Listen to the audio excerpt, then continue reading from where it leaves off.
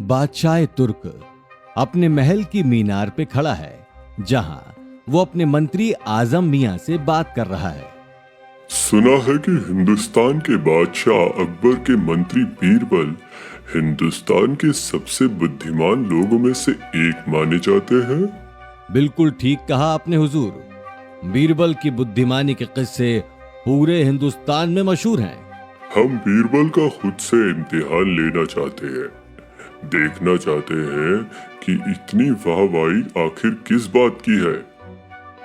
बादशाह तुर्क दरबार में पधार रहे हैं। तुर्क अपने मंत्री के साथ दरबार में आता है। उनके साथ एक बड़ा सा डब्बा है जो पर्दे से ढका हुआ है। बादशाह हिंदुस्तान को तुर्क का सलाम। सलाम बादशाह तुर्क। बताइए, हिंदुस्तान में आपका कैसे आना हुआ? तुर्किस्तान से मैं आपके लिए एक पहेली लेकर आया हूँ। कैसी पहेली? ये पहेली मैं आपको बताऊंगा जरूर, लेकिन ये पहेली जानने से पहले मेरी आपसे कुछ शर्तें हैं। कैसी शर्तें? अगर आपने ये पहेली सुनी तो आपको उसे सुलझाना भी होगा। आपको इस पहेली को सुलझाने के लिए 3 मौके मिलेंगे। अगर आपने उन 3 मौकों में इस पहेली को नहीं सुलझाया तो आपको शाह तुर्क के सामने झुकना होगा। ये सुनते ही राजा की प्रजा से वीर बलजीत और मानसिंह अपनी तलवार तैयार किए खड़े हो जाते हैं। गुस्ताखी! जबान संभाल के बादशाह तुर्क। मानसिंह जी, बैठ जाइए। दोनों राजा की आवाज सुनकर उन्हें देखते हैं। खुद को शांत कीजिए। अकबर के राज्य में मेहमानों का आदर होता है।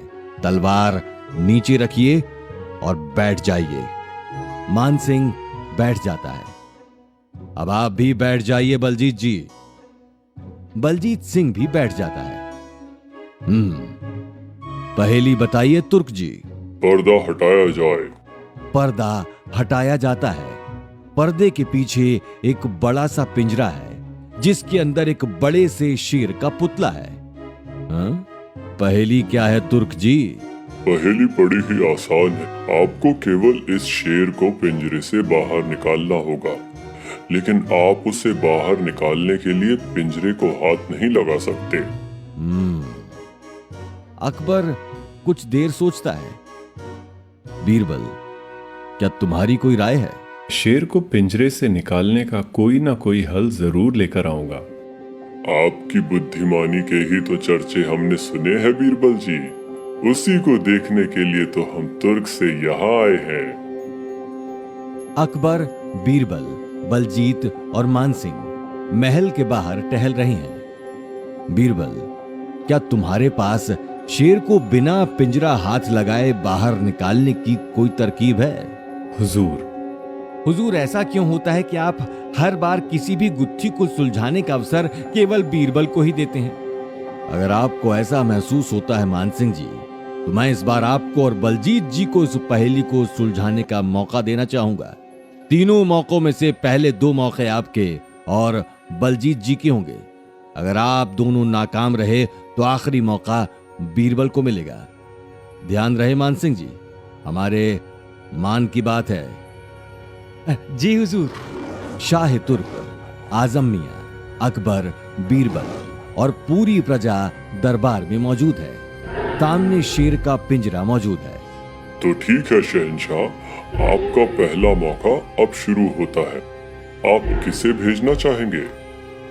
हमारी प्रजा से सबसे पहले मान सिंह जी प्रयास करेंगे। मान सिंह अपनी जगह से खड़ा होता है।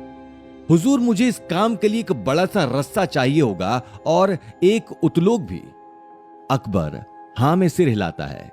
मानसिंह के लिए उसके हिसाब से उतलोक पिंजरे के ठीक ऊपर लगाया जाता है, जिससे एक मोटा रस्सा बंधा है जो पिंजरे को जकड़े हुए है। मानसिंह पिंजरे के पीछे जाकर उसे रस्से से खींचता है।